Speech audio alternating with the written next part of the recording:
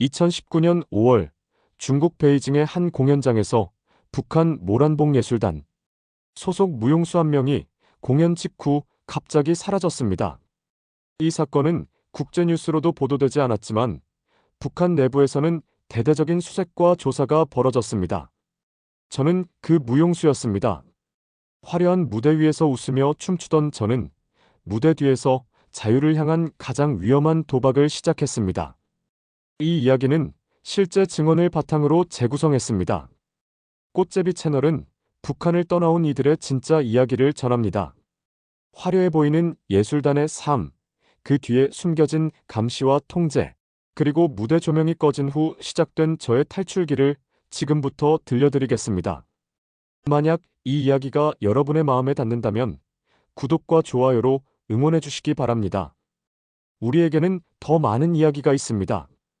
저는 평양 보통강구역에서 태어났습니다.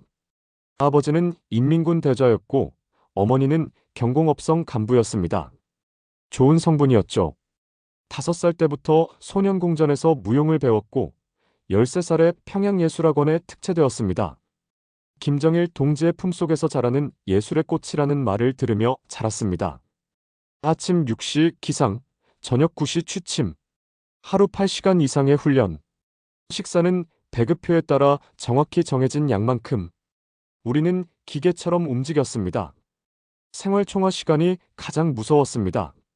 누가 훈련 중 불평했는지, 누가 외국 노래를 흥얼거렸는지 모든 것이 감시되고 기록되었습니다. 20살에 모란봉예술단에 선발되었을 때 아버지는 눈물을 흘리셨습니다. 우리 집안의 영광이라고 하셨습니다. 하지만 저는 영광보다 두려움을 먼저 느꼈습니다. 예술단에는 보이부 요원들이 섞여 있다는 소문을 들었기 때문입니다. 같은 방을 쓰는 동무도, 옆에서 화장하는 동무도 누구도 믿을 수 없었습니다. 해외 공연은 특별한 영광이자 시험이었습니다.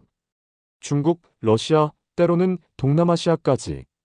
여권은 공연 직전에 받고 끝나면 즉시 회수되었습니다. 베이징 공연은 제 6번째 해외 일정이었습니다. 그날도 똑같은 레퍼토리였습니다.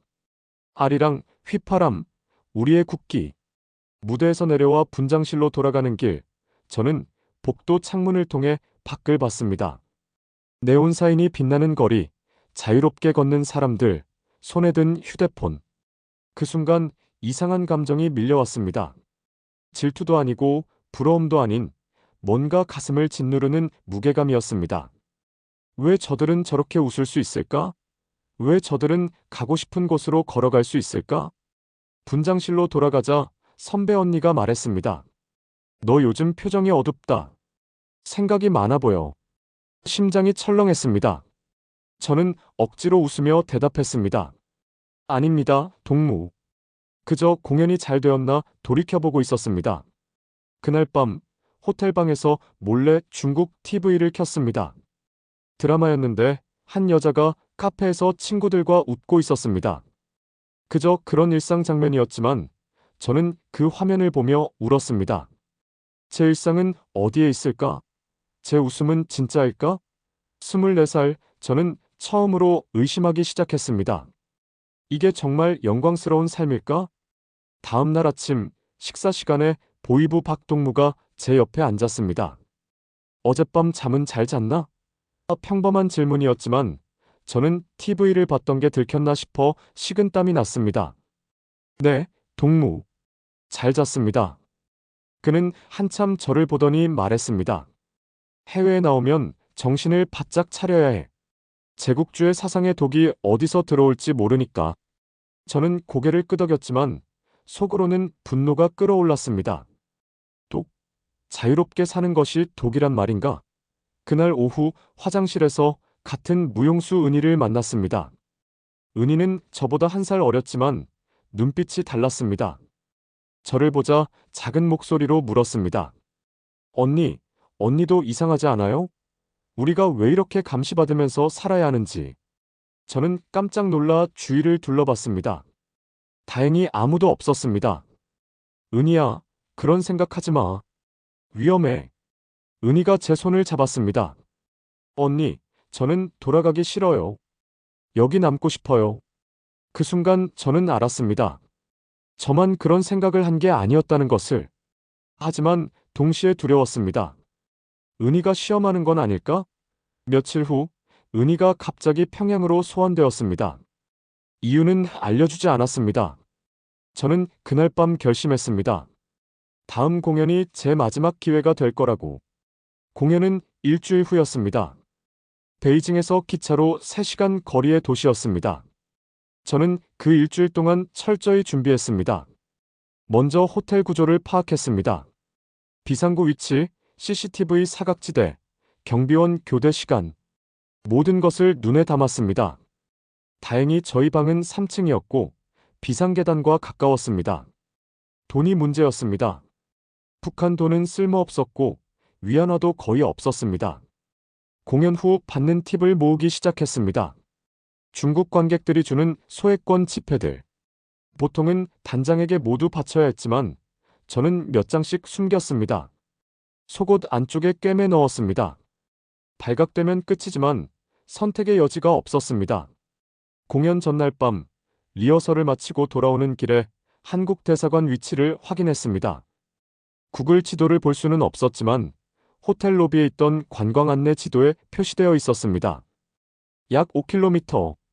뛰어서 1시간이면 갈 수 있는 거리였습니다. 하지만 가장 큰 문제는 시간이었습니다. 공연이 끝나고 호텔로 돌아오면 밤 11시. 점호는 자정. 단 1시간밖에 없었습니다. 1시간 안에 탈출하고 대사관을 찾고 보호를 요청해야 했습니다.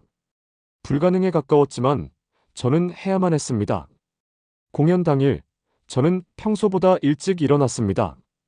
거울을 보며 화장을 하는데 손이 떨렸습니다. 오늘이 제 인생의 마지막 공연이 될 거라는 생각에 눈물이 났습니다. 무대에 올랐습니다. 조명이 켜지고 음악이 시작되었습니다. 저는 춤을 췄습니다. 어쩌면 이게 마지막이라고 생각하며 모든 동작에 혼을 담았습니다. 관객들의 박수가 들렸습니다. 커튼콜을 하며 무대 위에 섰을 때 저는 이 무대 위에 저와 진짜 저는 다르다는 것을 깨달았습니다. 공연이 끝나고 분장실로 돌아왔습니다. 모두가 화장을 지우고 짐을 챙기는 동안 저는 화장실에 갔습니다. 창문을 열었습니다. 1층이었습니다. 뛰어내릴 수 있는 높이였습니다. 심장이 미친 듯이 뛰었습니다. 지금 아니면 안 된다.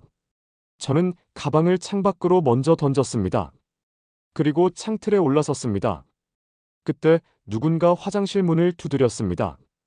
혜진아, 빨리 안 나와? 버스 출발한다. 저는 대답했습니다. 네, 곧 나갑니다. 목소리가 떨렸습니다.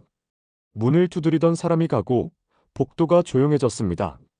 저는 뛰어내렸습니다. 발목이 삐끗했지만 아픔을 느낄 여유가 없었습니다. 가방을 들고 어둠 속으로 뛰기 시작했습니다. 거리는 생각보다 복잡했습니다. 네온사인, 자동차, 사람들. 저는 한 번도 혼자 이런 거리를 걸어본 적이 없었습니다. 조선 옷 차림에 제가 너무 눈에 띄었습니다. 사람들이 쳐다봤습니다. 저는 골목으로 들어가 가방에서 준비해둔 청바지와 티셔츠를 꺼내 입었습니다. 공연 팁으로 몰래 산 옷이었습니다. 머리를 풀고 모자를 썼습니다. 거울은 없었지만 조금은 달라 보일 거라 믿었습니다. 지도를 머릿속으로 그리며 걷기 시작했습니다. 30분쯤 지났을 때 뒤에서 경찰차 사이렌 소리가 들렸습니다. 심장이 멎는 것 같았습니다. 저를 찾는 걸까? 저는 가게 안으로 뛰어들어갔습니다. 편의점이었습니다. 점원이 이상하게 쳐다봤지만 아무 말도 하지 않았습니다. 경찰차는 지나갔습니다. 저와는 상관없는 일이었던 것 같았습니다.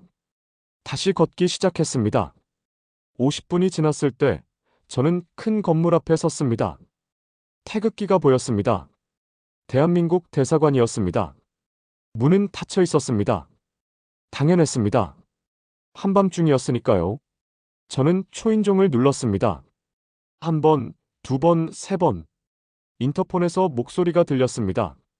후, 이즈티스? 저는 울먹이며 한국어로 대답했습니다. 저는 북한에서 왔습니다. 도와주세요. 문이 열렸습니다. 그로부터 5년이 지났습니다. 저는 지금 서울 마포구의 작은 원룸에 살고 있습니다. 무용 강사로 일하고 있습니다. 아이들에게 발레를 가르칩니다.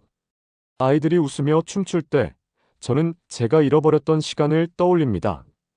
저 아이들은 억지로 웃지 않아도 된다는 것, 감시받지 않고 춤출 수 있다는 것이 얼마나 큰 축복인지 모를 겁니다.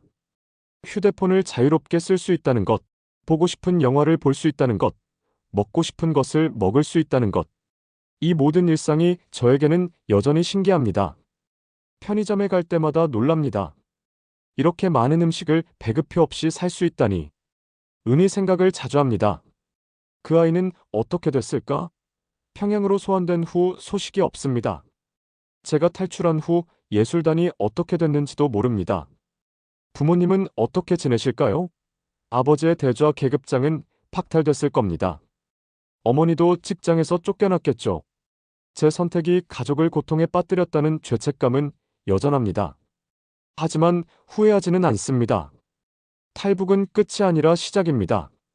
진짜 제 삶을 사는 시작. 무대 위에서가 아니라 무대 밖에서 진짜 저로 사는 삶의 시작입니다. 구독과 좋아요는 꽃제비 채널이 더 많은 이야기를 전하는 큰 힘이 됩니다.